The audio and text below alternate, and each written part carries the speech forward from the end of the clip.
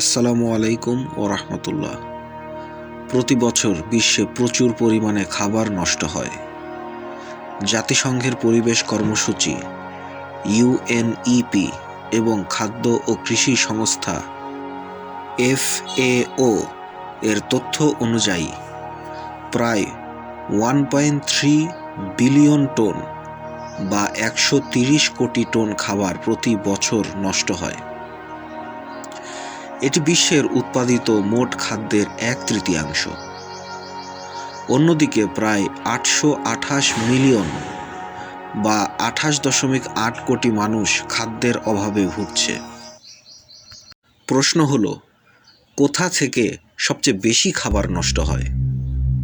আমরা প্রধান 3টি জায়গার কথা উল্লেখ করব। একটা হলো গৃহস্থলী বা বাড়ির খাবার থেকে। মোট খাবার নষ্টের 61% আসে বাড়ি থেকে। দ্বিতীয়ত, রেস্টুরেন্ট ও হোটেল থেকে। খাবার নষ্টের 26% হয় খাবারের দোকান ও হোটেলে। আর 3 নম্বরে সেটা হলো সুপার শপ ও খুচরা বাজার।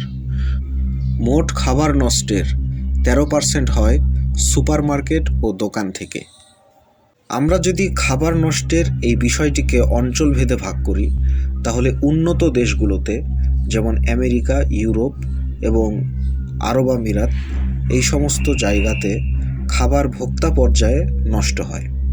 আর উন্নয়নশীল দেশগুলোতে খাবার বেশি নষ্ট হয় সংরক্ষণ সমস্যা, পরিবহন ও ব্যবস্থাপনার কারণে। আমরা যদি খাবারের অপচয় কমাতে পারি, তাহলে অনেক ক্ষুধার্ত মানুষকে সাহায্য করা সম্ভব হবে। এটি অর্থ সাশ্রয় করবে এবং পরিবেশেরও উপকার হবে। খাদ্য অপচয় রোধে আমরা বিভিন্ন কৌশল অবলম্বন করতে পারি। একটা হলো পরিমিত পরিমাণে রান্না করুন। যতটা দরকার ততটুকু রান্না করুন। অবশিষ্ট খাবার নতুন রেসিপিতে ব্যবহার করুন। বেঁচে যাওয়া খাবার দিয়ে নতুন কিছু তৈরি করুন। কম্পোস্ট করুন, অর্থাৎ পচনশীল খাবারের অংশ দিয়ে সার তৈরি করুন, যা গাছের জন্য উপকারী।